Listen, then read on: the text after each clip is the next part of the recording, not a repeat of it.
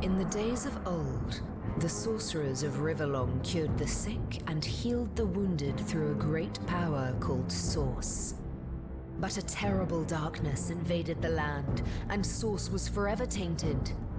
The sorcerers who once healed now only destroy, and madness has overtaken them. A few brave Source hunters are all that stand between Riverlong and the dark power that threatens to destroy it. Wherever Source appears, hunters follow.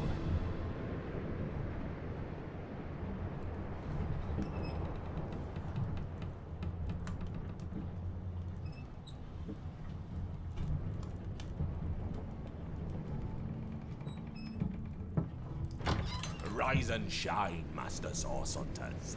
The cam wants you up on deck. Hear them gulls? Means we're close to shore. I don't envy you going there, Master Source Hunters. City's full of undead, hungry enough for blood. But you're supposed to investigate that murder, ain't you? They say it's Source that did the Councillor in. Source in a city like Cyseal, nowhere safe anymore. Here they are, Captain Sir. God's blessings on you, hunters. You'll be happy to hear we've reached Cyseal. But there's trouble offshore, so we'll have to sail in carefully. Here, have a look. Those are orc ships, and they're blocking our passage. We'll get you as close to the city as we can, and drop you off in the beach. Be wary now. Orcs are on the attack. Undead have closed every route out, and there's a sorcerer on the loose. If we're to get justice for the Councillor, you'll have to keep your wits about you. May the luck of the gods be with you both, Source Hunters.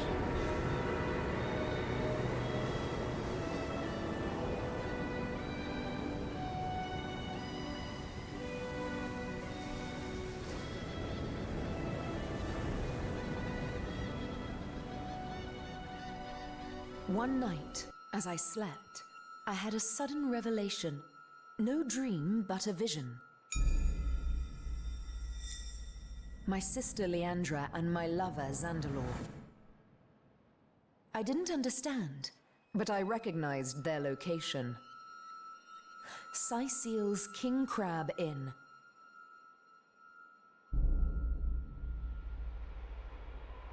I arrived and looked through their window, but inside, everything was wrong. Leandra had fled, and Councillor Jake stood over the wizard, a knife in his hand and hate in his eyes. As I watched, he drove the dagger deep into Zandalor's heart, and I was too late to stop him.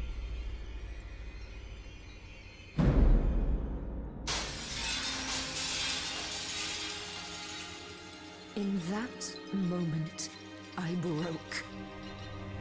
I saw before me not a man, not even a beast, but evil incarnate. And I used Source to slay him. On the floor lay Zandalor. In my hands, I held Jake's life force. I had sworn never to use Source, but I couldn't walk away. And so I did the unthinkable. I used the Councillor's life to save Zandalor's. He was alive, but only just. Betrayal.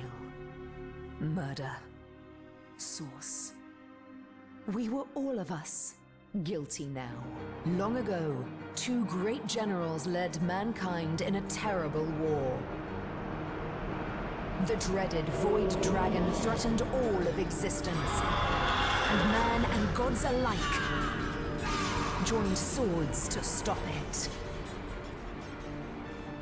The two generals were celebrated as the rulers of all, and even the gods paid them tribute.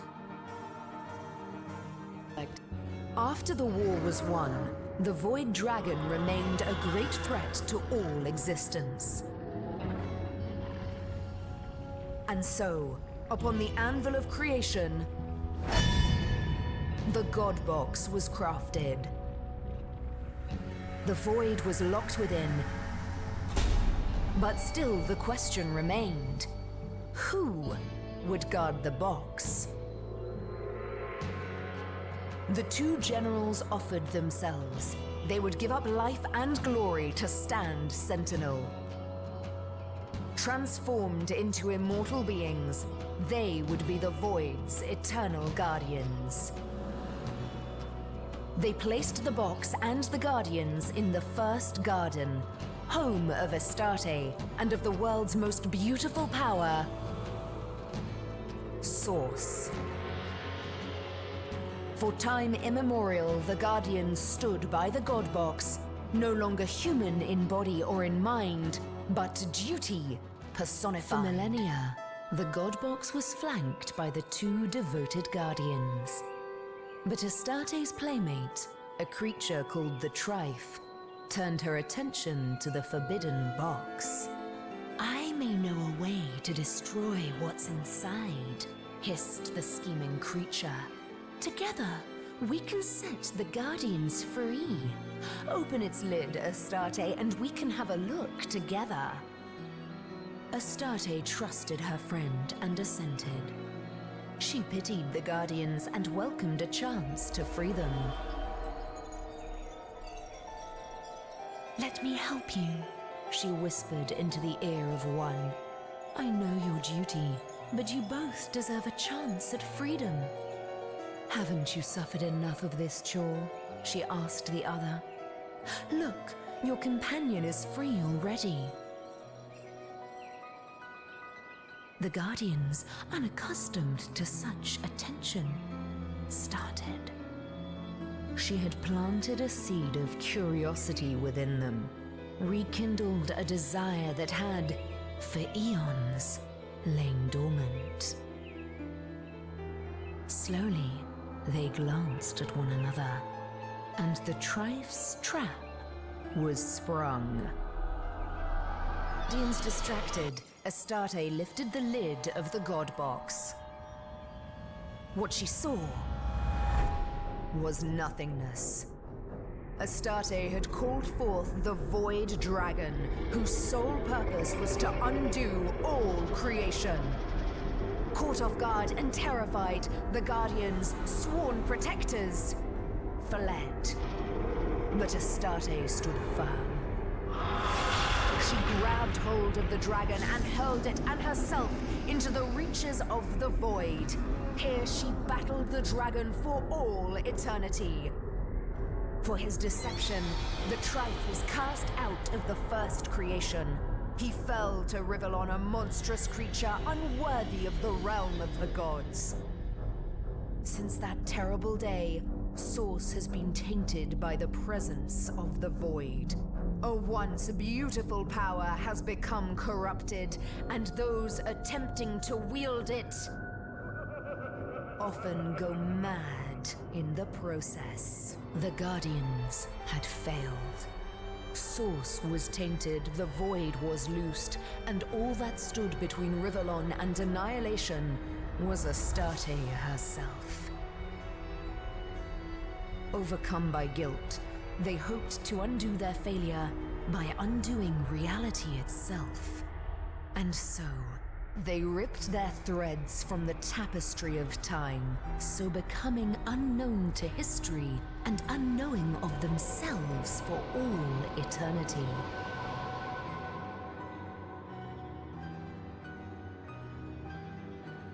As their threads fell to Rivellon like shooting stars,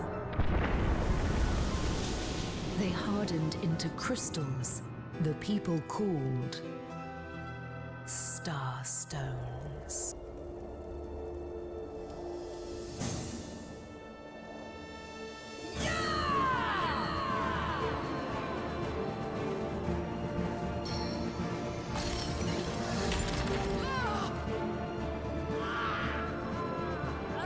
Now, Guardians, the Soulforge, before it's too late! Don't you dare!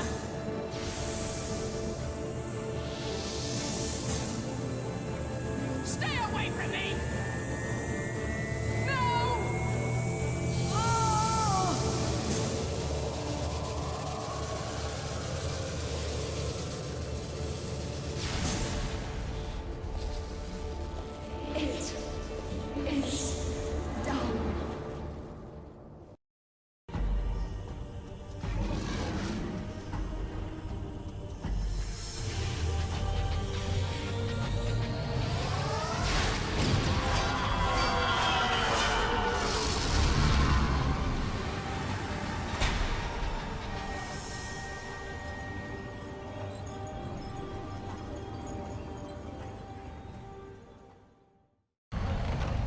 Guardians, it is over.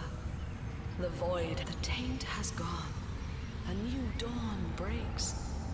Pure is the source that courses through me. Immaculate. Let us absolve the word. Unsullied is all source anew. My champions, my gratitude is yours. All of us fell low once, but look how we have all reascended. There are more and other forces at work than you can conceive. The void, it is but an instrument. Even gods and spirits, such as I, have less control than mortals know. All I can promise is that I'll guard you long as you and yours live. That, my friend, is we stand at the brink of a new age and a new universe that even the cowering gods thought the fancy of fools. More fool them, for distrusting you, guardians, you deliverers of time and space. For myself, I will remain here to cleanse and renew the first garden. Source shall flow wholesomely again, a blessing upon all the well-willing creatures of all the beauteous realms. And you I absolve of your guardian duty. You have kept the watch long, and kept it well, but even longer shall be your lives, and happy if I can make them so. The only two beings you'll be, who can freely come to this garden and bask in the splendor of the source restored. The only two beings you'll be, who will share the privilege of gods. But first I will let you settle your business on Rivellon. So let me take you home, to the place where it